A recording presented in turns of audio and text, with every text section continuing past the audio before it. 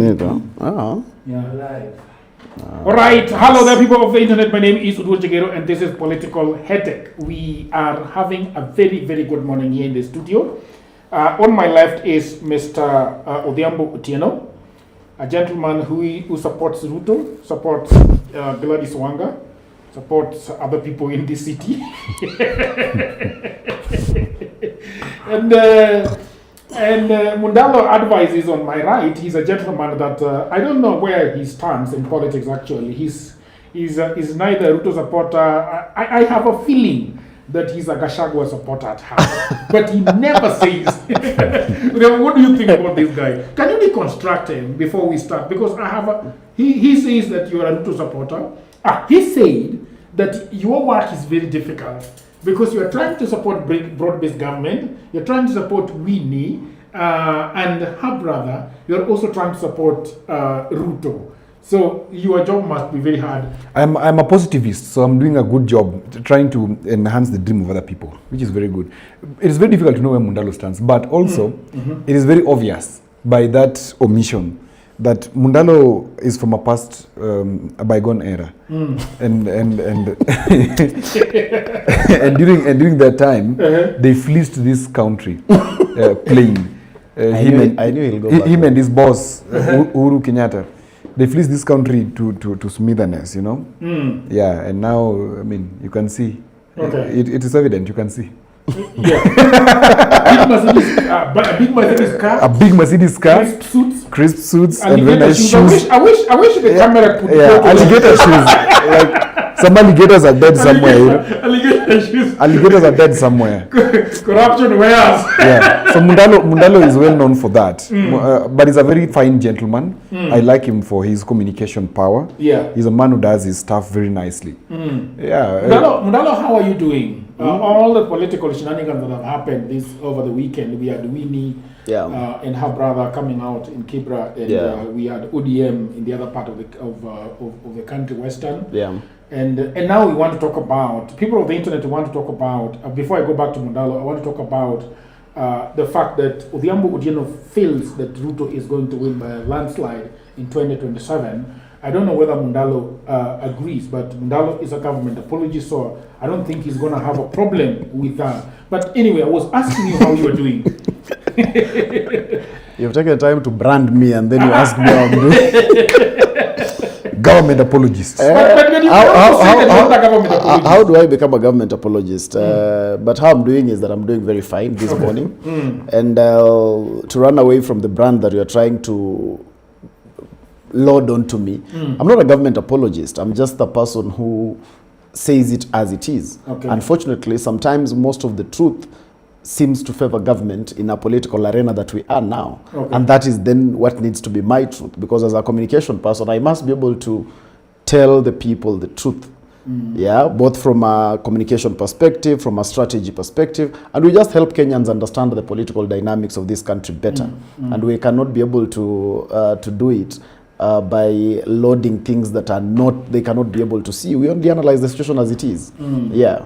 So, people of the internet, that is Mundalo. We are going to be deconstructing the hustler narrative. We are going to be talking about some of the reasons why people gravitated towards Ruto and why he was able to be a darling in 2022. We are going to be talking about the hustlers, the dynasties that he talked about. We are also going to be talking about the philosophy, the key pillars that Odhiambo is going to take us through: the hustler fund, agricultural reforms that he talked about, the youth vote and the rejection of reggae that was there. And just talk about the two men, Raila Odinga and the man William Ruto then. Now, I want to go back before 2022 and go back to Ruto trying to stand on his 2 feet. Ruto is trying to go to Uganda, and then his airplane is stopped at Wilson. You remember? And then he says that Mungu tu. You remember that statement? Yes. I want to ask you, Odhiambo. I don't know where you are. You were deep in as me. Yeah, I was deep in as me. That's both of us were. Both of you were. Okay. So I want to ask you the question: did you believe that Ruto could actually come out the winner come the elections of 2022 before when they were brawling around with Uhuru? Can I did not imagine Ruto would be president. I must be genuine with you. I knew deep down his heart he would let Baba have it because he's a student of Baba's Academy of Politics. Yeah.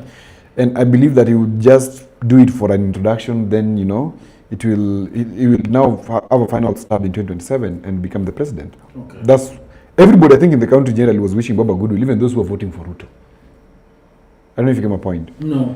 Like, even those who were voting for Ruto were like, Baba kiweni ni sawa, but wacha tujaribu huyu. For Ruto ilikuwa tujaribu, but Baba kiweni sawa. I didn't think he could win. And even the margin itself was showing you that if the 700,000 people in Kisumu or in Nyanza turned up and voted, then Ruto would not have been president. So, but he had calculated properly and he had seen how he was going to be president. So Ruto's victory was secured with 50.49 of the vote, which was 7,176,141 votes against Odinga's 48,085. That was equaling to 6,942,930 votes. Mundalo, what do you think was going to become of Ruto as they were brawling around, you know, with the Uhuru Kenyatta? I think first of all, I also read from the same script that Redambo says that I did not believe that President Ruto would actually win the election. Not because of anything else, but because I was being a keen observer of, first of all, our history. I had not, our country had not seen any time when a government had lost the election. Yeah. And that sponsored some of our arrogance in Azimio, because our arrogance was highly sponsored by history, not knowing that there is also a time for many fasts. Also, I did not, the goodwill that was there on Raila Odinga was palpable. And that was also was also something that sponsored our confusion, because we thought that election is then won on goodwill, and those two factors made me imagine that Ruto can actually not become president. So it was a shocker actually to myself and many others. But then on your question about during that time of the turmoil and when Ruto was undergoing all these troubles that he was undergoing. Part of what that did is that it helped me reassure myself even more that he actually cannot be president. Because the more the Raila Odinga supporters saw Ruto in a problem, the more they believed that they had a system. But what went wrong also is that the more Ruto got into as many problems as possible, the more he did not give up. And that was able to sponsor the fire that continued to burn among the supporters of President William Ruto. I can be able to assure you, at the time, even supporters of then Deputy President William Ruto were also not sure that they can win election. They were supporting him, yes. They thought he is the right candidate, yes. They thought they have bought his narrative, yes. But they also believed, part of them, in fact, more than 60% of their own conscience believed that they will actually not win. So it is the lack of garnering the votes of Diambo, or the fact that they could win but the system will take it away from them. They believed that Baba deserved it. Number one. Okay. They believed that Baba actually deserves to be president. So they would not mind if he actually becomes president. Number two, they believed, like me and many others, they also had never seen a history where government had lost. So every time when we kept punching and giving them those historical realities, and deep down they kept believing that it's true. Okay, even if we win, this thing will be taken away from us. And those are the realities that were there during that time. That's why today, you cannot convince me that Kenyan elections are rigged. You cannot be able to convince me that Kenyan elections can be won on goodwill. At that time, I was what I would call a political idealist. I thought that politics respects my emotions and my imagination. Today, I know that politics is a reality battlefield. So what you see is exactly what you are going to get. You must stop imagining the future.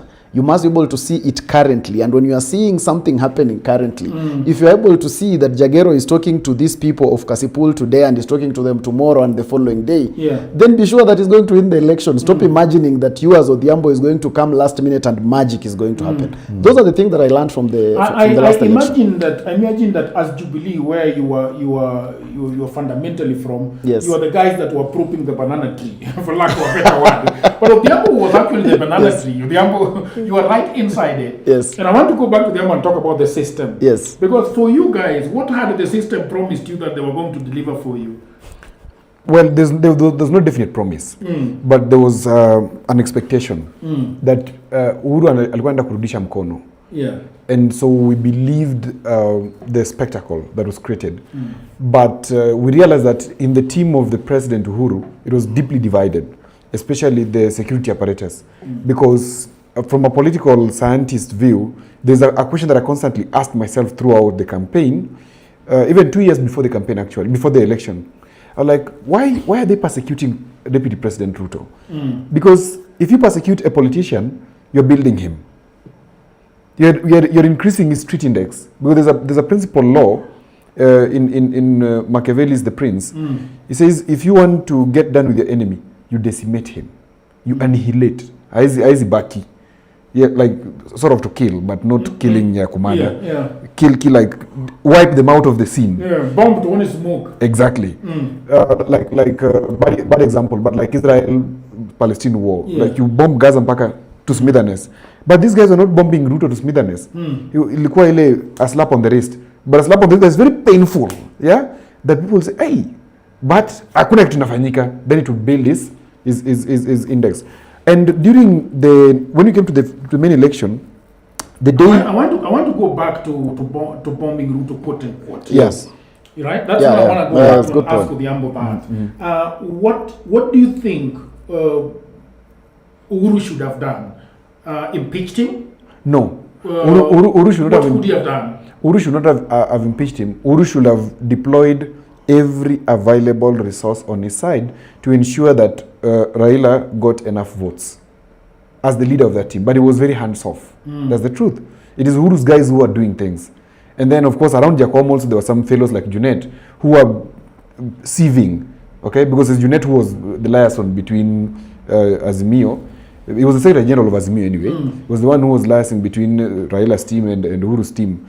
And it was gatekeeping a lot, yeah? And so many others who were misbehaving around Jacob. So it was very difficult for Uhuru to do what he needed to do. But if Uhuru was a Ruto, then Raila would be president today. I don't know if you get my point. I want this guy to chime in. Yeah, He's it's itching. okay. He's itching. It's okay. It's okay. What do you want to say? I think I want to say that at the time, and the biggest problem that we had in Azimio, which we must own up, is that Azimio became government before it won elections. And so we started operating with the attitude of a government instead of struggling to become a government. Yeah. So you would meet Azimio people on the street, and part of their major discussions were to distribute government, who becomes head of which parastatal, and who is minister of what. You can remember even in our campaigns, we were busy launching ministers. And we were launching ministers when others were in the office. And we expected the ones in office to help us win after declaring them jobless. So that is the first thing that we faced as Azimio. That is the first wrong thing. Another thing is that I honestly believe that President Uhuru honestly wanted Raila to actually become president of Kenya. But the system around Raila did not allow the system around President Uhuru that was used to the creation of presidents to work to make Raila president. Explain. So, because Uhuru was a sitting head of state, Okay. there was an infrastructure and a system that had made him head of state. There are people that had worked around him to make him head of state. But when Odhiambo from ODM and his people came in, instead of listening to those who had been able to achieve this and they had results to show for it in the past, instead of believing in them and letting them show them the way, they decided that they are the ones who know the way, yet they had no example of any victory. And so because of that, they came with the normal, the normal characteristic Azimio ODM thing, chest thumping and all that. Now, the other people from the other faction are not necessarily people who are very dramatic. They enjoy science, data, and getting things done. This other side enjoys show off and pomp and color.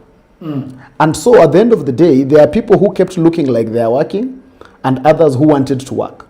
Unfortunately, those who were keen on looking like they are working took the show, and those who really were willing to work took a step back. And that is how we ran into a ditch. Remember, there's also something you asked Odhiambo about what exactly would President Uhuru Kenyatta do at the time.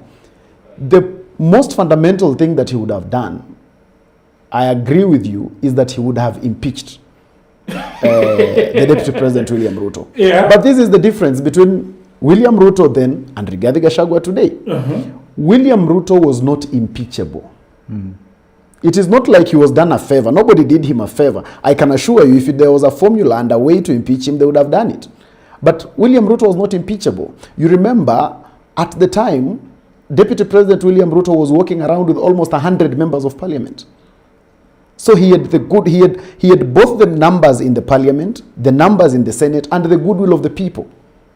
He had all the currency that a politician needs to operate at that level. So that wisdom is what Rigathi Gachagua did not have. Rigathi Gachagua was highly sponsored by his arrogance and self-entitlement, and he thought that enough is currency for you to stop being impeached. I want to ask. I go back to Odhiambo a little bit. Yeah. And ask him two questions, Odhiambo, in one. Yeah. Because the gentleman is saying that he was not impeachable, but we all know the one on the street is that the MPs that actually impeached Gachagua were paid money to impeach him. Right? I'm not sure whether that is right or wrong, but so Uhuru could not use the money, the same money that apparently Ruto used to give the MPs. Number two, question number two, is that in 2013, there was a very well orchestrated campaign that Ruto and his colleague Mr. Uhuru did. Yeah. It was excellent. They did it with precision. And Odhiambo is always talking about precision. Yes. And then they did even better in 2017. 2017. Yeah. When Azimio came over, who was having the template? Because each and every time I have a look at this template, it sounds like Ruto was the owner of this template. And when they left him, he went with the template. So let's look at, for you to be, I don't know which question to start with, but let me start with the last one. If you look at winning an election, there's the legal bit of winning an election, which number one is that you make sure that people turn out to vote and you're declared at the polling station, which means your people have turned out maximum and they've voted you in actually, and it has been recorded that they voted you. So when it is collated, you're declared. Okay? Now that's the legal bit. Then there's the political bit of ensuring that, hey, in this declaration, we need to ensure that we secure this win, because you could actually win and you're not declared. But unfortunately, it was not the case in 2022. Our IEBC is so advanced. Many people may take a swipe at IEBC, but I can tell you, one of the best election systems we have in Africa is Kenya. Is that so? I can tell you. I totally agree. Let me contextualize. I don't know that Just go ahead. Yeah. Just go ahead. Let me contextualize the difficulty in rigging the Kenyan election.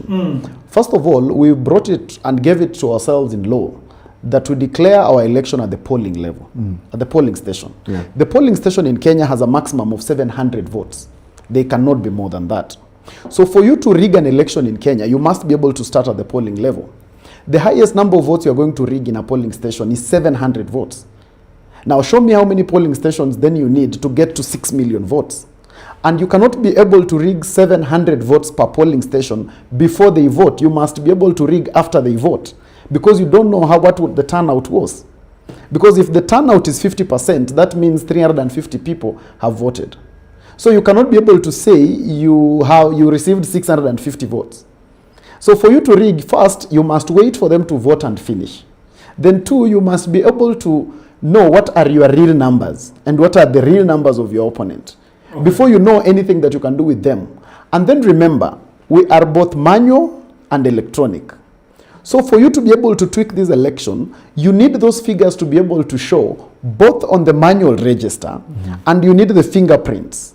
So if you're going to inflate by 100 votes, you also need 100 fingerprints to show there. And that is why the Supreme Court called our case hot air. Because it was so difficult for us to prove that the election was rigged and there was inflation anywhere. And that's why I argue that anybody who has the capacity... People disagree with the wording and the Yeah. I also did. Actually, I remember I wrote a very long Facebook post about it. But why? It's because I was being emotional about it. It's not because I was being too realistic about Having it. sat down, you actually agreed it was hot air. Yeah, because I asked myself at the time, what exactly did we present to the court? Because all we needed was to show that here there were 200 people who voted, but the results read that someone got 600 votes. Now we could not be able to do that. So that is the technicality and the complexity of rigging the Kenyan election. You guys were not able to do that because it was correct. That's true. Yeah. The system was right. Elections was done in the proper way. The only thing that was not done properly was the mobilization of the voters to turn up at the station and vote, especially in Nyanza. Tell me more about it. Which becomes the candidate's problem. Yeah, which becomes not the IEBC problem. And not even an Uhuru problem. Yeah. I can say here confidently that Uhuru did release mobilization money to Nyanza, to all the governors then as was. And they received nothing less than 35 million shillings each. 35 times what? Times 4. The Luo Nyanza governors who were there then, I know, they received not less than 35 million each. Why was the money being given to governors? So that they could help in mobilizing the voters. They could work with the MCAs. Are they the people to do that? When you are a political consultant? Yes. If it the is money allowed. was being released... It's allowed. No. Yeah? I'm asking you this question. If the money was being released, if you were the one Yes. In charge of the consultancy, Yes. and Uhuru is asking you, to whom should I give this money? Would you give it to the governors? I would give it to the MCAs straight away. Exactly. I will never give it to the governors. I'll give it to the MCAs. I can tell you a county like Kisumu did not release that money for mobilization. The governor that is now there did not release that money for mobilization. In any case, the person who was even handling that money told me that the only money he was given was 350,000. The MCA? No. It was one of the guys around the government. And now, Jagero, that speaks to the plan. Yeah. Let me finish. So this money, what was it going to be used for? This money, you make sure that all borders that day, their piggies are fueled. Okay? Why are we fueling borders? Their job is to go and bring people from the villages to the to the polling center, let them vote and transport them back. 35 million a day is very huge money in a county. If you like for example, Kisumu has 35 wards, Homa Bay has 40, Siaya has 40. If you just take even just 700k or just 300k per ward for pikis, I can assure you people will turn up maximum and vote just for piki, nothing else. Are you saying Yes. that a lot of the times voter apathy is actually sometimes goes down Yes. to the fact that I cannot afford to go to the polling Exactly, station? the people cannot afford to go to the polling station. Because it's probably 3 kilometers away. Yes, because they vote in primary schools majorly, and the primary school is not close. And like for example, in rural areas, the ones who will turn out and vote majorly are between 40, 45, 60, thereabout. These guys, they didn't an issue to make them turn out to go and vote. And already there was a wrong narrative that was sold by Azimio that we have the deep state. When you are sure you have the deep state, what happens? There are so many things about this thing. Yes. Define for me in the minds of a commoner. Of a commoner. No. Let's forget about a commoner. The guys that were around Jacom. Yes. When they heard about deep states, what were they thinking? They're the guys who concocted that nonsense. and I remember we used to tell them, stop this thing of telling guys. There are two stories. Okay. One, we have the deep state. And then two, our election could be stolen. What are you saying? This is an oxymoron. You cannot say we have the deep state, at the same time, our election can be stolen. You're doing two things. One, if you say you have the deep state, you're demoralizing the people to come and vote. Because why are they coming out to vote? There's no object of aggression. They need to get a reason to turn out and vote. If you tell them we have the deep state, they'll say, sawa. Right, in fact, there is something that was going on in Luola called Giniwaseka. Exactly. That Giniwaseka made so many people say, Giniwaseka, then let's sit home. Okay? Then number two, you say, our votes could be stolen. So people are like, what do you mean? We have the deep state, then our votes can be stolen. So guys will keep off. They say, Then, the narrative that had been sold for a very long time was, after every election, it was rigged, Everybody who had audited the KM's kits, like me who had the advantage in 2018, to go through them. There was a story you were telling me that you guys sat somewhere. Yes, and audited those systems. In Kisumu, Justice Majanja gave us the authority to go and sit in Kisumu County, the election case of Ranguma versus Nyong'o. And we checked those kids and there was nothing. There was nothing completely. and that there was hot air. Yeah, that assured us that the election of 2022 was going to be watertight. And the only thing we had to do was to sell a proper narrative. And the narrative is where we missed it. Then 2, we misused the money. You hear urgent money question is being peddled all around. It is true. People were afraid to talk and go to hell. It is true, urgent money was eaten. That is true. 35 million shillings per county that was given by Uhuru Kenyatta was eaten. That is true. These guys worked against Raila Odinga. Everybody around him was working against him. Somebody like Mugabe and myself, who could have had ideas of how things could work. We were asked, who do you work for? And what do you want? Which election have you won? Which election have you won? We were asked. Only for us to be called on 13th of August. Hey, rush to Apple Cross, house number 37, very early in the morning. Tukaenda. Check. Kiambu wewe, download za Kiambu. Tunataka kuangalia kama kuna hizo shida. Then I was like, but the election has not been called. That is the day I knew. But the election has not been called. Yeah, that's the day I knew that the intelligence knew at the day that people finished voting by Jioni. The intelligence knows who has won the race. Ijioni. Because why were we being told, sit and download? We are preparing for a case, whereas election has not been called. So everybody around Jacom, especially these guys, Sikizo napigana. They were cheating Jacom. I want to go back to that, but yeah. I want to touch on the question of who had the template for the winning formula of 2013 and 2017. Good. So 2013 and 2017. Well, let's not lie to each other. On this one, I know Mundalo will hold my throat for it. Yeah. In 2013, it was the state that was having the template. 2013, the elections infrastructure was not very strong. It was fairly weak. Okay. The same to 2017. In fact, 2017, we even had the election being nullified. We cannot doubt the numbers. Me, I don't have an issue with the numbers, by the way, but I have an issue with the process. And if the process is what gives birth the numbers, then okay, then the numbers will be questionable. But personally, I have no issue with the numbers because the electoral polity of Kenya is very simple. That when Kikuyu, Luo, and Kalenjin sit together, when 2 of these 3 go to one side, they will always win. So already there was Kikuyu and Kalenjin. That was already a win for me. As we're just struggling, that was already a win. I knew it, both in 2013 and in 2017. So the only thing is that electoral process, which was questionable here and there. So the template of deep state came with the government people. And since they knew it, I can tell you today and I can say it. There's a mistake that we did. And this mistake was that we left this guy called Karanja Kibicho. You never hear him anymore. Do you hear about him? Nani has told me about him. He's Mundalo's friend. He's Mundalo's friend. That Karanja Kibicho guy, that was the key to the announcement.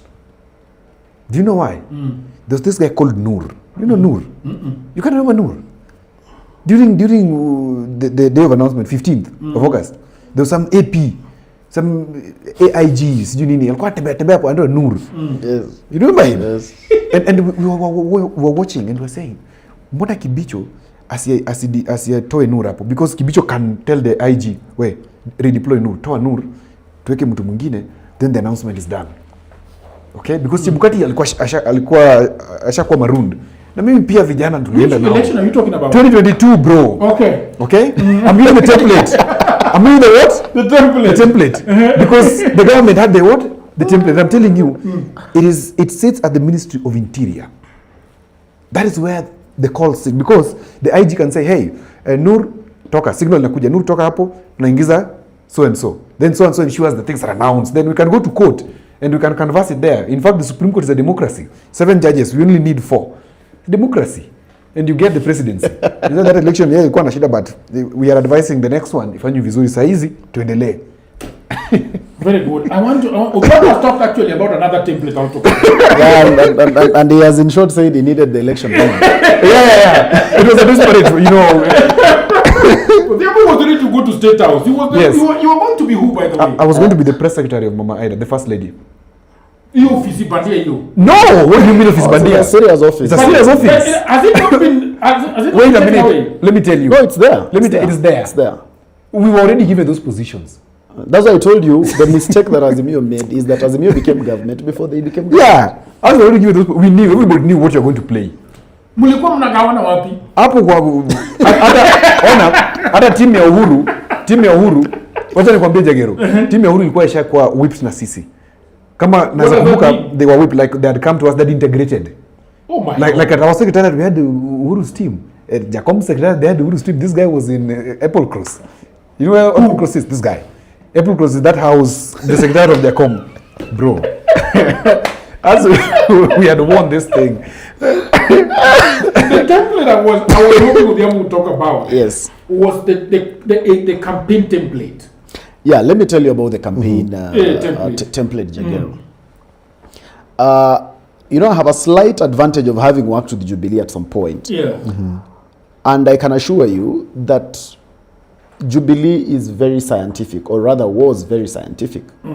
And the election was not approached from a basis of emotion. Yeah. It was approached from the basis of what exactly do we need? Who do we need on legal? Who do we need on communication? Who do we need on data? And the right people were given the right job. And everybody executed their task effectively. Zero emotion, just the need for you to win. And that was what was done in 2013. That is what was done in 2017. So there was a team that had understood what you need to do to actually win an election, away from the euphoria. Unfortunately, during the 2022 election, when President Uhuru Kenyatta is saying he is supporting Raila Odinga, a president comes with his entire infrastructure as well to win the election. So there was also an infrastructure that had made Uhuru president. Unfortunately, the people in ODM and Azimio, instead of letting those who had been able to do this before do it effectively, what I'm just telling you, and I'll repeat again, is that they were not willing to listen to those who knew what is supposed to be done. So they spent a lot of time being a government and not listening and feeling very threatened by those ones who are on the other side, because they felt it is now their time. It is their time for them to control these affairs. They didn't have the wisdom and intelligence to know that it is better for them to help us win. Then we can start becoming in charge and start controlling these things after we win election. And that is where, that's where. What I So, hear Mundalo is saying, yes. even, I want at that junction, right Yes. there at that junction. Yes. What I'm hearing you say is that you guys were not working harmoniously, even during the campaign. that is even exactly what Odhiambo has been explaining to you. There was no synchrony of duty. And that's why we keep imagining that. You see, because President William Ruto had been part of this system that had been winning elections, yes, he had been frustrated, but he had understood, and he had at least a segment of people who had known how they had always done what they had always done. And so you can be able to see that they were able to have an effective plan. Because the election in Kenya, when I objectively look at it going backwards, there has never been something new that has made the election an election winner. It has always been the same things that have made someone win. And what President Ruto did is exactly what was done in 2017, 2013. It was the same model. One, they had an elaborate plan. We could be able to sit in Azimio headquarters, and you could be able to predict President William Ruto's campaign itinerary for next week and to next month. But we could not be able to tell Raila Odinga's campaign itinerary for two days from the day we are seated. So there was no plan in the first place. So the element of saying that it is just about money and all that, I think is neither here nor there. You can be able to have as much money as possible, but if you do not have a plan, you lose the election. So President Ruto had a more effective plan, and he had a more coherent narrative. And his narrative came very early. And when you look back, that is the same way elections have always been won. You remember, President Ruto's candidature came very early. Raila Odinga's candidature came late as usual. In 2013-2017, the person who, the candidature of the person who came first always won the election. The same way that I'm telling you Jagero today, and that's why many of your viewers sometimes call me a government apologist. Today we have a presidential candidate called President William Ruto for 2027. Meaning the Kenya Kwanza coalition has a candidate. We are 18 months to the election. The opposition has no candidate. So you cannot be able to say it will be rocket science. Those who came first are just going to win. Can I ask you a question? Yeah. I think I need answer. Odhiambo. Yes. When you're having a project, and I have Odhiambo Tieno, and I have Mundalo as the co-principals in this project. Yeah. We always sort of bring in expertise. Yeah. So we could say that, okay, who is going to be in charge of the campaign? He's coming from whose camp? Yeah. Is Odhiambo the one who has knowledge and is there for bringing us these people? Or do we have Mundalo who has more knowledge and is bringing us these people? So the question I keep asking myself is, we have Uhuru and his team, the people giving him money, etc. And then we have Ruto, people giving him money, supporting etc. Yeah. In your estimation, who was really the brains? If you take Ruto and you take Uhuru, who was actually the brains that was alive to what was happening for this project? In other words, who needed it most? I don't get your question. Who needed what? So you see they had this template they were working with. Yeah. He has said Yeah. that you could see their election plan. Yeah. 2 weeks or 2 Yeah. months. Yeah. Okay. Who was this? Was it Ruto? Was it Uhuru? Let me answer you, Jagero. We cannot be able to reduce the success of that to the individuality of either Uhuru or Ruto. And this is why. The two leaders put together a team that works for them for the win. Okay. The person with the biggest say even in the formation of the team is always the candidate. Okay? But there's something else. After the leader puts together the team, they must enable the team to function. Now, that is where the Azimio problem comes in. In Azimio, the team is set up, a very good team, elaborate team. But the question is the team allowed to function? So most of the time, Azimio creates a team for cosmetic purpose. So you are here, you are called a director of communication. We have hired Jagero as the director of communication. But he has no power. It's Odhiambo who is actually doing that. I give this example of when we were at Bomas. And we saw Professor Kindiki, who was the chief agent of Kenya Kwanza, stand up, and he directed all the people to shut up and sit down. He directed all Kenya Kwanza people to shut up and sit down. That included Kina Kimani Ichung'wah, Kina Sudi, and all of them. And all of them did exactly that. They kept quiet, sat down, and they were not disturbing anymore. The question is, our chief agent in Azimio, Senator Bao, something like that. Ole Kanchori. Do you think Ole Kanchori would command Azimio people there to shut up and sit down? That shows you how much power he had. I don't think Ole Kanchori would command Junet to shut up and sit down. I don't think Ole Kanchori would tell James Orengo to shut up and sit down. I don't think Ole Kanchori could tell most of these people that we had to shut up and sit down. Because the truth is, yes, he was a paper chief agent, but was he really a chief agent? You've seen him nowadays, he's moving from one media house to another, talking about the problems of the election. That simply shows you that he was not actually a chief agent. He had the title chief agent, yes, but was he really chief agent? And that is the problem that always bedevils the Azimio and Raila campaign. And I would dare say it has been the same problem since 2013 coming forward. There is always a team. You will find Odhiambo with a lofty title under that Azimio thing. A lofty title, and you would be persuaded to think he's very, very important. But sometimes he's also seeing things the same way you are seeing them on TV. Sometimes he's actually not involved. So the only thing he does is to try, and because he's the professional, he's the one who is a professional, he must try and protect his professionalism by painting a picture as though there's something he's doing, but there's actually nothing he's doing and he's not even involved. So why is Odhiambo there, for example? Because of, for cosmetic purpose. So that we have a team that we say... For himself. For himself. Because you see, and when he is there, he's not aware of what will become of him. He thinks he has actually gone there to work. But now, only to realize that it's cosmetic. It's a cosmetic thing that you've just gone to unveil and say, now we have the team. Let me put for you in further context, and I agree with Mundalo on this. There's a lady called Elizabeth Mayo, who was Yeah, the the who CEO. was the CEO of Azimio Secretariat. I sat with Elizabeth Mayo twice. On the first instance, I went to Elizabeth Mayo just to find out how things moving, because of course I was not a junior officer somewhere. I was serving as the press secretary of Mama Ida. That's the first lady. Basically, you're serving at the presidential level. Yeah. And when I went to Elizabeth Mayo in the first instance just to find out how things were going, I remember her complaining that things were not running very well. Yeah.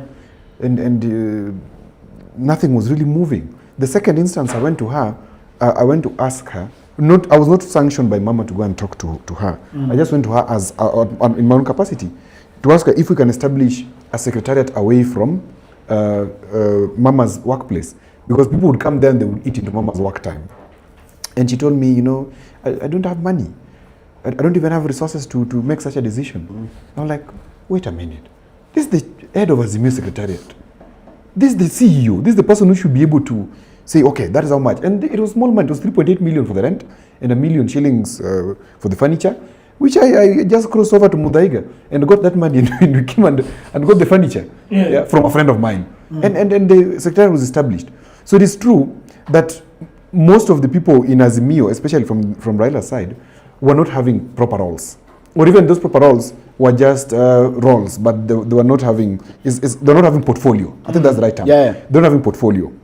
And when you look at it in the broader perspective, it really punctured us, because we came with the mindset of we have arrived. And this us, because I was part of it, I have to take responsibility of even the bigger people who are there, who cannot even stand today and say they messed up. I almost said they effed up. And this team of the guys who were always waking up in Jacom's house, unaingia kwa Jacom unawapata hapo. Unashangaa kama umeingia 6, wao waliingia hapo sangapi? They're there already. 2 people specifically. One is an MP from Migori, another one is a lawyer, female lawyer, who used to work in Orengo's farm. Can you tell me the names? Don't say the names. Yeah.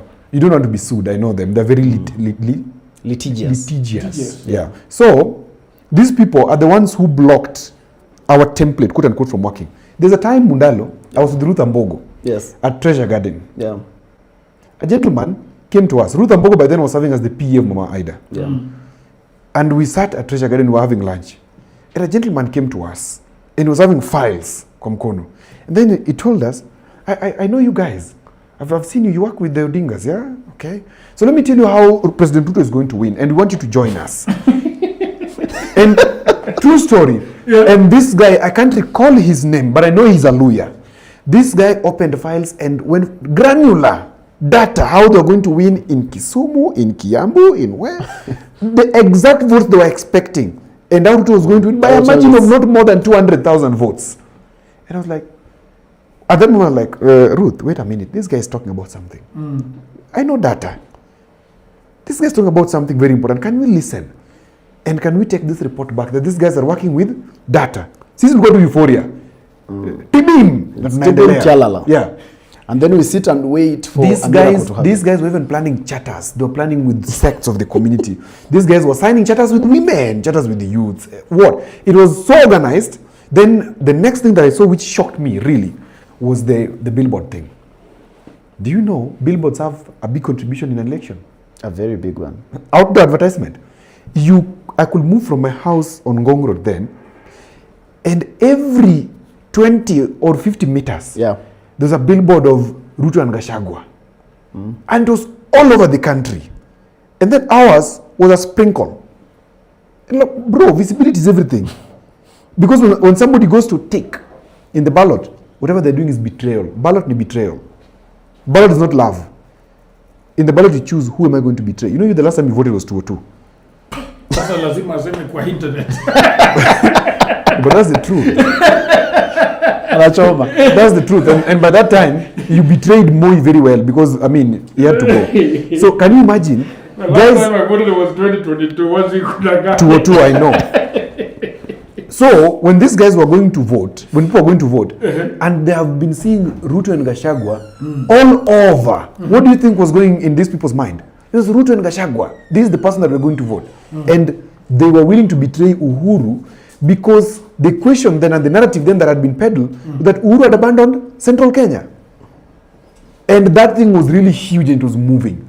And right from this thing is the other thing that I saw. That is the time I knew the essence of Ruto's expanse. From Kisumu, I was driving then, I remember. I didn't fly much then. From Kisumu, it will be Raila. Okay, fika tu Chemel, tap. It changes. Ni Ruto. And you want to drive for over 200 kilometers, ni Ruto. You're like, Alingoza Raila. Apana, billboard zake kila mahali. And you know, outdoor advertising marks territory for you. Billboards is for territory. So right from Kericho area, ni Ruto mpaka ufike Nairobi. Ni Ruto completely. Then toka Nairobi uingia hapa kwa Wakikuyu hapa. It was Ruto completely. Aye.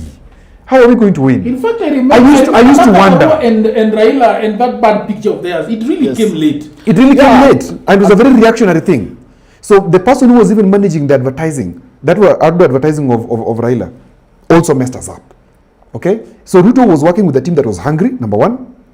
And then something else that Ruto had, which our team didn't have. Let me tell you this. Reliability.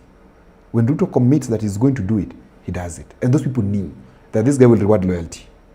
So if he commits that I'm going to give Mundalo this thing, he will. That is it. There's nobody who has supported Ruto who is suffering. maybe just to on the same point about the promise. There is something you told me when we were taking tea. Which one? About how you guys were using data, because the other talked about data. Yes. And you are also. Yes. Please add something about data. The reality, as I've told you, the reality is that the reason why President Uhuru always won those elections, 2013, 2017, is the Jubilee Center is data-driven. Jubilee elections are not planned using an emotional and euphoric thing. And everybody who is assigned a certain job is allowed to do the job. You'll come to that sector and you'll find legal people, you'll find communication people, you'll find data people, and you will be able to see someone managing bloggers, for instance. And everybody is just supposed to do what they are supposed to do, and they are facilitated to do that. And that's why you can be able to see it again coming up in the aspect of how again President Ruto wins. It is the same concept that they had come in with 2013, 2017. The same thing is what he was using. But then Azimio was simply banking on this euphoric feel, and that there will just be euphoria and then you can win election. And that's why I keep saying that as we move into 2027, remember, as disorganized as Azimio was dealing with a very big brand of a politician as the flag bearer. You are dealing with Raila Odinga, who has an organic following of people from diverse all areas of this country. Now, when you are disorganized and you are working for Raila, you can still be guaranteed some 6 million votes. Now, when you are disorganized and you are Rigathi, Martha, and all these guys that we're talking about, I cannot be able to see, honestly speaking and scientifically speaking, how you can be able to beat President William Ruto. Because let me give you a simple thing that is an example that many of us are not looking at. Jagero, we were able to have meetings with President Uhuru in Sagana State Lodge. And not once did we invite more than 5,000 people. And every time those 5,000 people came to Sagana State Lodge, there was a lot of drama around it. Yeah, sometimes it would be in the media that someone had missed food, another one had missed their transport back home and all that. Now let me show you how organized President William Ruto has already become. President Ruto did a meeting of 17,000 people in Sagana State Lodge. No drama, no nothing. You have not had anything dramatic that has come out of that meeting. 17,000 people were brought to one place. That is organization and that is order. President Ruto is doing the Nyota program and moving around the country, and in every stop, he is not hosting less than 10,000 young people. When you put 10,000 people in one place, what you expect should be chaos. He has so far done, I think, about 8 stops, with yesterday in Nairobi. No drama, no chaos, no TikTok complaints coming out of it. That is not achieved because there was a miracle. That is achieved because someone was organized and planned for it. Now, if that is happening today, most of the time, I wake up, until nowadays, I'm very, very, very careful about what time I wake up, because it is so dangerous to wake up and find the president's page live. And I'm not president. So why is the president waking up earlier than me? Like, by the time I'm waking up, the president is actually live somewhere doing something. And that has kept happening every other day. Meaning, Kalonzo Musyoka, Rigathi Gachagua, Martha Karua, who are the other ones? All these guys. Joachim's boss. Yeah, Wanjigi. All these guys wake up when Ruto is already on the ground and doing stuff. So if that is the reality today, you do not expect a miracle to happen then in future. Because evidently speaking, this is someone who is actually planning something, and this is someone who is already doing something. Remember, as it stands now, the Kenya Kwanza people have a presidential candidate called William Ruto. The Kenya Kwanza people have their narrative. They are selling the Singapore dream. Okay? The Kenya Kwanza people have a storyline, because the election is about storytelling. Yep. What are they telling this day? The story of President William Ruto is that he'll be telling the young people that I found an unemployment problem. I came with a Nyota program. I started Kazi Maju. I gave you affordable housing, and this has been able to be employing young people. It might not be where it needed to be, but we have started. President Ruto will be telling the story of how he has transformed the health sector. And he'll be saying, I found a defunct NHIF that was stealing millions and billions of money from you people. I brought SHA. Today, all of you are going to the hospital and SHA is taking care of the bills. And that will not just be something he's talking about, it will be an experience that people are living. Because today when you go to the hospital, Jagero, SHA is going to pay something for you. Say that again. He will be telling this story. He'll be telling the story, Jagero, of affordable housing. And President Ruto will be saying that I found a housing problem. Why is so excited? Because it is the truth. It is the truth. So these are the stories that I'm telling you, Jagero, that he'll be talking about affordable housing. And he'll be able to be telling Kenyans that since the Kibaki time, in Vision 2030, one of the primary things that we promised ourselves is housing. And when I came in with President Uhuru Kenyatta, we still talked about housing. And he'll be saying even Raila Odinga, one of his biggest campaign messages was on housing, but nobody had been able to do it. And he'll be telling us that today there is an affordable housing unit in all the 47 counties of this country. That you can point for the very, very first time, there is a project that is consuming billions of shillings that is not directed towards the region of a president. For the very first time since independence, there is a project that my mother in Bungoma can actually pass and see and say, this one has been done. President Ruto will be telling the young people that I know that you people love sports. And for the first time, we have a mega stadium. The Talanta Stadium. Electioneering. Exactly. Yeah. He'll be telling this story and saying you can be able to see what we have done about the sports sector. That for the first time, a sportsman was able to earn 1 million shillings for every match.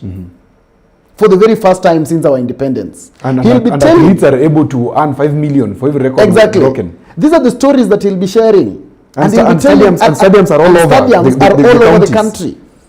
He'll be telling this story to this very voter. He'll be telling the Mama Mboga that I brought you the Hustler Fund. Today you're not going to a Shylock to pick 1,000 shillings and 500 shillings so that you can better your business. There is the story of the Hustler Fund.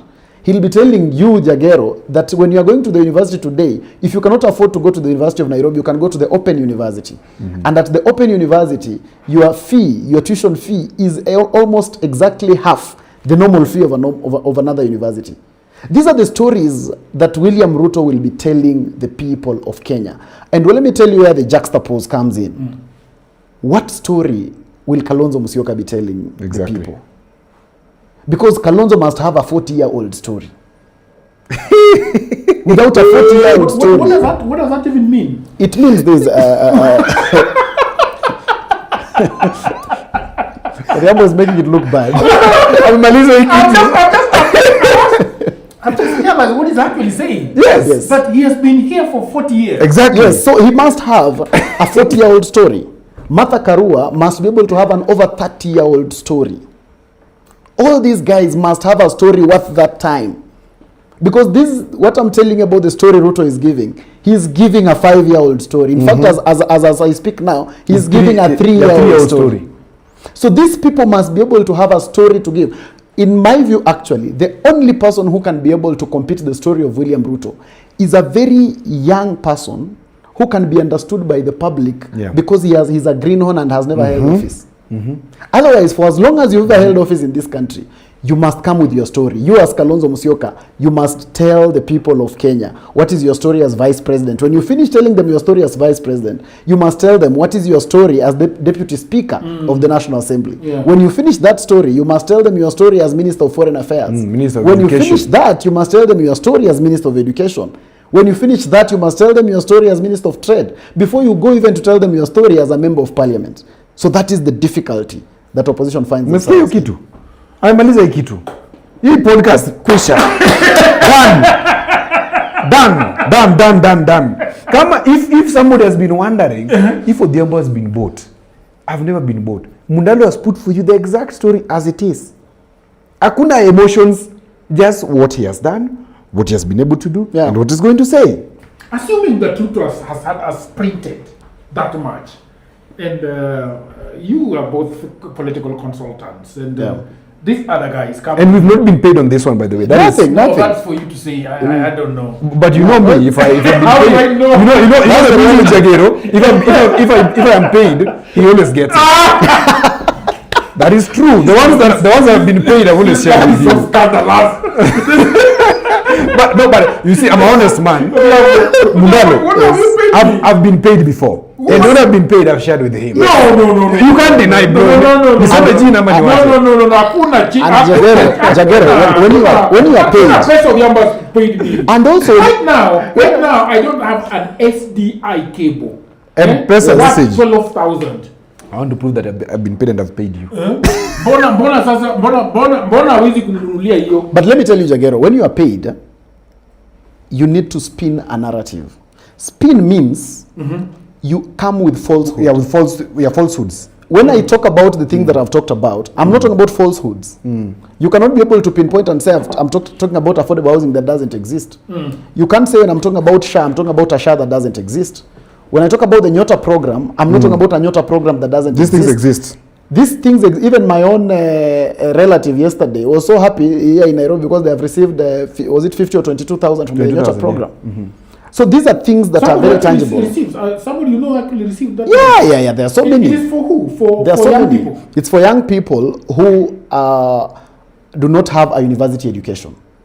So basically, it's for young people between the ages of 18 to 29 years who do not have a university education and therefore need to benefit from informal sector employment. And that's why, whereas... Are you podcasting informal or informal? This is formal. Mundalo, do you agree? It depends how you look at it. If you do not have a degree, then you qualify for the Nyota program. But now, unfortunately, again, you are not 29 years and below. But that is what it simply is doing. Some of these boys that I have here are 29. They need to have applied for the Nyota program. The problem, Jagero, I keep telling young people that never take politicians to guide your thought. Because sometimes you will lose the opportunity. Because a politician has made you believe that government is bad and government is not working for you. So you have sat somewhere in your bedsitter or single room, and so you are not looking for any opportunity. But the truth is, when you apply for this opportunity like the Nyota program, you will actually get it. There is the story of the chairperson of the youth of DCP in Nyandarua. Yeah, she is the chairperson of youth for DCP in Nyandarua. But she received money from the Nyota program. She was on one day, actually, I remember it was on a Wednesday or Thursday. On a Wednesday, she was speaking and pouring a lot of bile in a rally with Rigathi Gachagua. The following day, he was at the president's event receiving Nyota funds.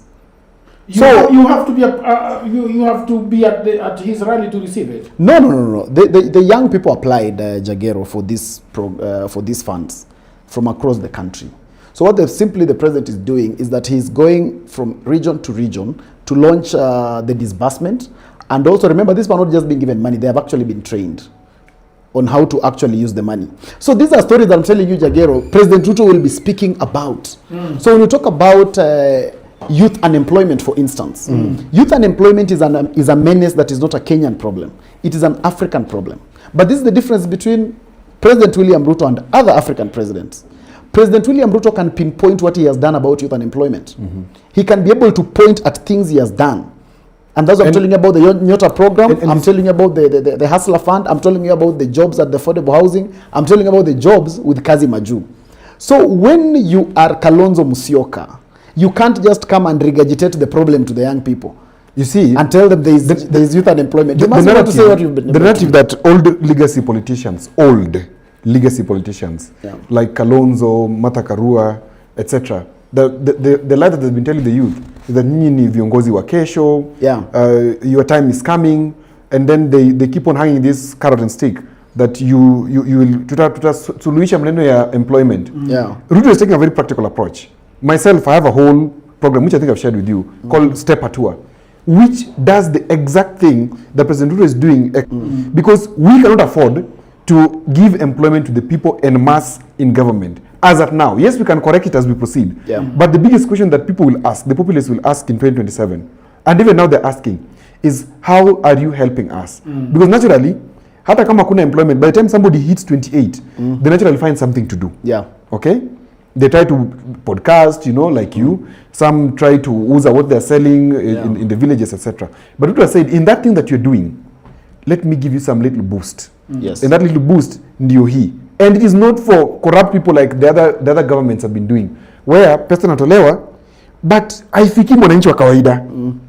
Kuna tu jinsi napotea. I can tell you, one of my friends in Kisumu told me about this Nyota program. Actually, the first time I heard of it was in Kisumu. And he told me that is an non-entity actually. He told me, I've been contacted by ABCD to recruit the youths who are unable to access financing so that they can be given this money. And I was like, how are you going to do that? Because I know you're not in politics. He told me, no. So this is what I've been told, and what do you think, A, B, C, and D?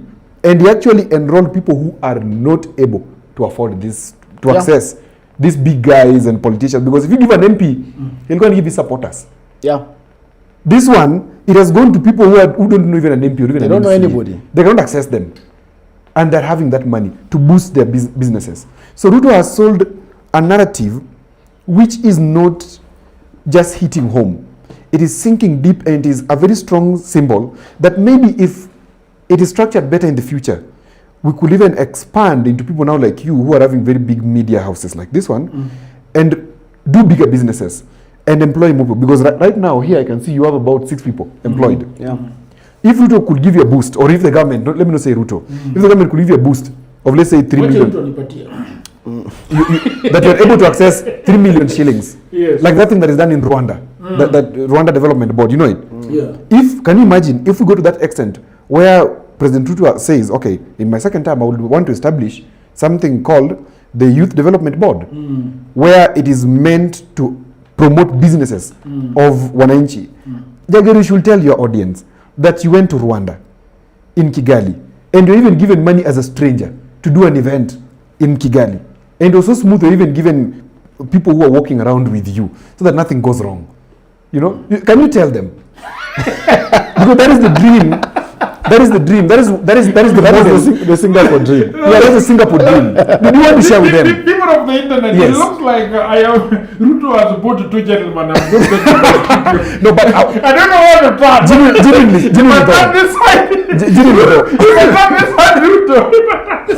Genuinely though, can you share with them that thing? It's a very interesting thing. I will share with them. Just share with them now. There's a reason. Because people may imagine this Singapore dream, this business thing that we're talking about is out of the blues. Yes. You've gone to Rwanda and you've experienced it. Can you share with your audience? Don't be afraid. I have just done an interview. Just say kidogo Jagero. Just say kidogo. What Obiago is telling me is is the seriousness with which the government of Rwanda respects the businessmen in Rwanda and the businesswomen in Rwanda. So that the government of Rwanda sort of knows everybody that does business in Rwanda. And they have a register of each and every person.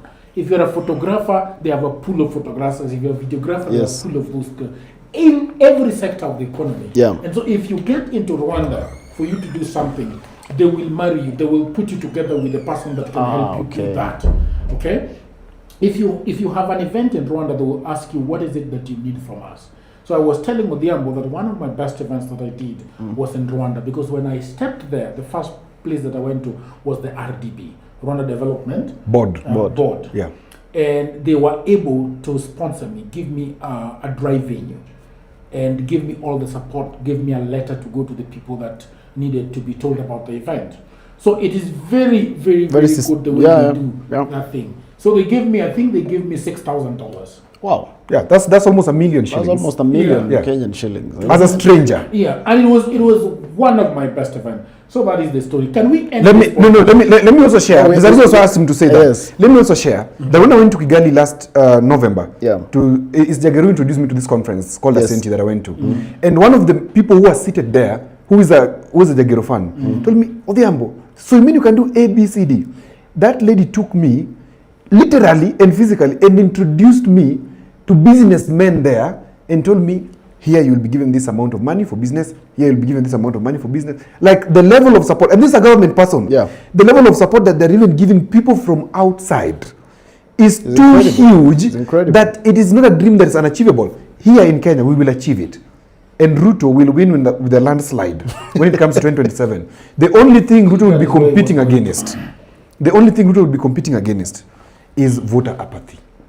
The only thing, there's no candidate. The voter apathy is the only issue that you'll be competing against. In finishing, Mundalo, in finishing. In finishing, of course. In finishing, as I pick up from where Odhiambo was left in terms of who wins election and who doesn't. Election is won by the one who has the system to win the election, not necessarily the money to win the election. Because you can have the money but investing in the wrong place. Let me give you an example, Jagero. If tomorrow is election day and you hire Odhiambo as a consultant and he charges you $1 million shillings, and the other candidate spends $1 million shillings ferrying people to go and vote, that person will beat you because you've spent equal amount of money but you spent yours wrongly. You needed to have hired Odhiambo 6 months before or a year before. So, and I've always given you the example that if we are having 10 people who are going to vote and 6 are on my side and 4 are on your side, but on election day only 3 of mine turn up and 4 of yours turn up, you win the election. That is what election is about. So people must be able to understand that this election will be won by the person who has a system that will be able to get the people to the ballot for these people to be able to vote. When President Ruto holds a meeting of 14,000 people in Nyeri, and those are members of his party, you must be able to know that before we start anything, in Nyeri County, President Ruto has a head start of 14,000 votes. Because those people are members of the party, they own his presidency. If each of those people is to get him 20 people only, he will have 300,000 people voting for him in Nyeri County, which has a total voting population of about 400,000 people. So it is about the science and it's about the people the person who will get people to be able to vote. And so in finishing, I'll just say... In finishing, yeah. I want to go back to the Odhiambo too. In finishing, you guys are the people that design those electioneering, election templates, and design those systems. It's important, people of the internet, that you understand that there are lots of people who are trying to try their luck in the upcoming election. Yes. And most of them do not know where to start, how to design these systems. And having done this, and having won elections, it is important that you tell them how they can reach you. I will also give you an opportunity to tell them how they reach you, so that when there is, you can even work on those projects together. Actually, I even propose that I think myself and Odhiambo can work on a masterclass for some of the new aspirants who are coming in. But basically, they can always find me. I lead an organization called Two Sense Leadership Institute, where we basically do trainings in communication and leadership. And you can reach us via website, or you can even call me directly on 0702 33 11 39, and I can help sort out your communication and also help you as a person who wants to win election to become governor, to become senator, to become whatever you want to be. Then we can be able to help you do that. Thank you. Very good. Yeah, so of course my website is www.odhiambootieno.com. That's where I'm found. On Facebook, on Instagram, Odhiambo Brian Otieno. We will always do so many things. We will support the youth who want to contest. I'm contesting, Mundalo is contesting. We are putting ourselves out there because our candidature, we believe, can offer an alternative solution to the local leadership from wherever we come from. Thank you, Jagero. Thank you very much. Another episode. Bye for now. Very nice.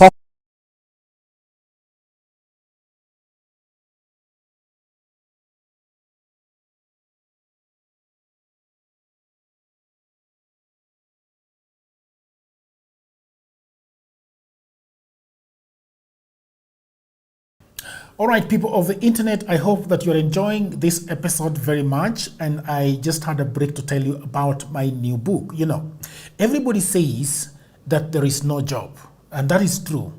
Also, that was me 10 years ago. The problem is that everybody is trying to get a job in their town, in their city, in their marketplace. They ask friends for jobs, mothers call uncles, uncles call brothers, but there are no jobs. Let me tell you what no one is telling you. Jobs migrated online. What I actually mean is there are many, many jobs around the world, and there is no one to do them except you.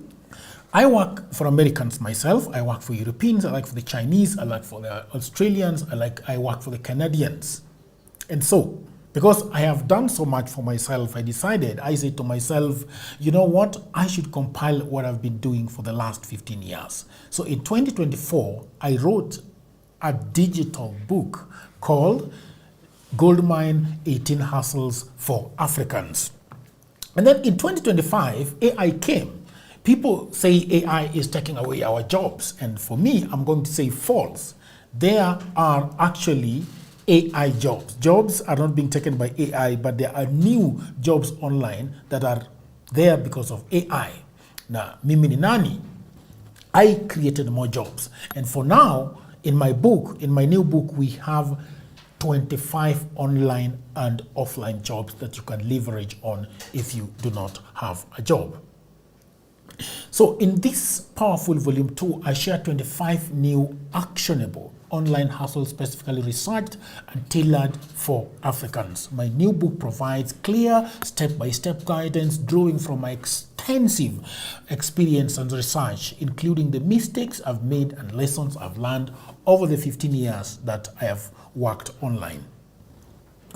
So what can you do online? You can become an executive assistant for busy folks in Europe, America, Canada, and get paid for tasks like watching videos and taking online surveys. Okay? You can build a lot of things. Build a business as a virtual assistant, start an e-commerce shop without capital, be an affiliate marketer, or you can also become actually an English tutor and tens of AI jobs. If you have a job, that is fine. But I also know, for that cousin, for that husband who is watching Netflix all day at home, buy it for your friend who is always asking for cash. You know that friend. Now, all the information is on the description below. You can also inbox me, you can WhatsApp me, or go to my website, which is odworjigero.co.ke. And now, back to programming.